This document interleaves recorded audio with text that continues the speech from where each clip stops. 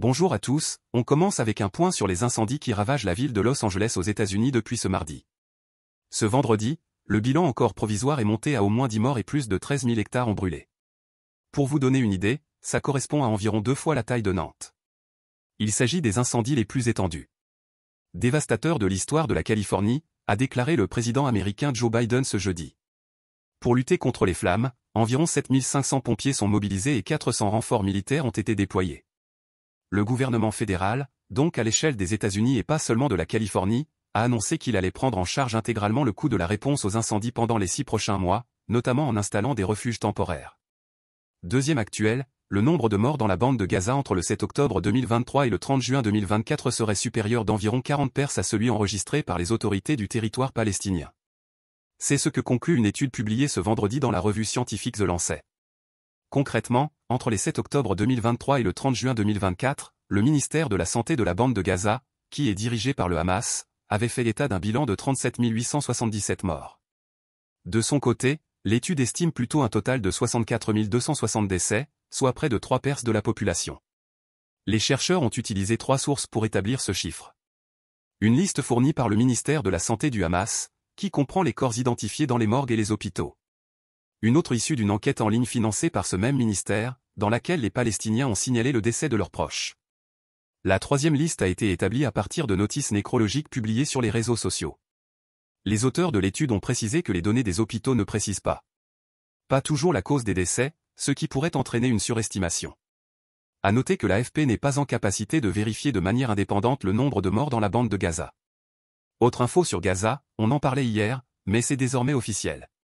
Le corps d'Hamza al-Zayadna, un otage du Hamas, a été identifié ce vendredi par l'armée israélienne, 2 jours après l'identification de celui de son père Youssef. Ils étaient respectivement âgés de 22 et 53 ans. Troisième actu, l'année 2024 a été la plus chaude jamais enregistrée sur Terre depuis 1850 selon l'Observatoire européen Copernicus. Et pour la première fois la température mondiale moyenne a dépassé la limite de 1,5 degré Celsius fixée par l'accord de Paris. Cet accord qui a été adopté en 2015 vise à limiter le réchauffement climatique à moins de 2 degrés Celsius par rapport au niveau pré-industriel et à poursuivre les efforts pour le limiter à 1 degré Celsius. Alors attention, cet objectif de 1,5 degré Celsius est à long terme.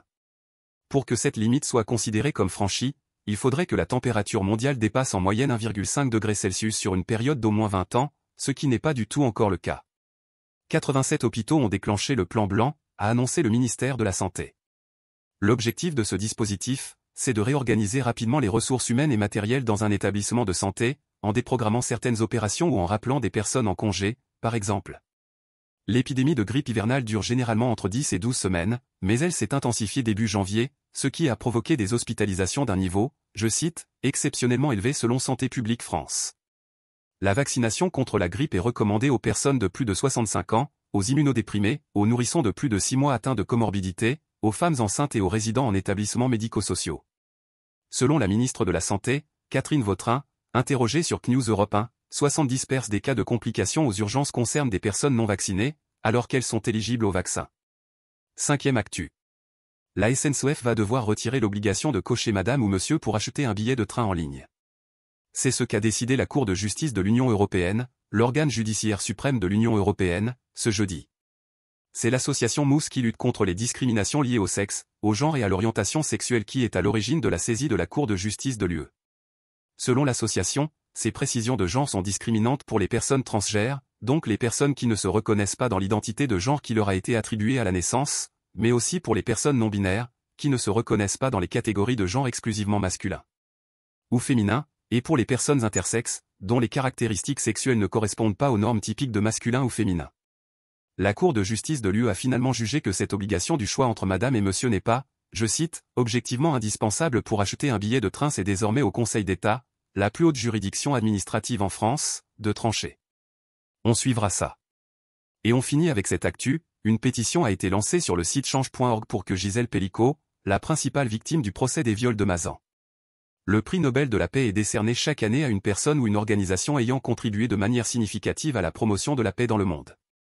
Cette pétition, elle a été initiée ce mercredi par la journaliste britannique féministe Catherine Mayer, et elle a déjà été signée par plus de 45 000 personnes. Selon elle, je cite, personne ne mérite plus le prix Nobel de la paix que Gisèle Pelicot, qui a renoncé à l'anonymat et a témoigné au procès de ses agresseurs. L'ex-mari de Gisèle, Dominique Pellicot, l'a livrée à des dizaines d'hommes qui venaient la violer alors qu'elle avait été droguée pendant plus de 10 ans. Il a été condamné, avec 50 autres hommes, à des peines de 3 à 20 ans de prison. 17 d'entre eux ont décidé de faire appel et seront de nouveau jugés d'ici la fin de l'année 2025.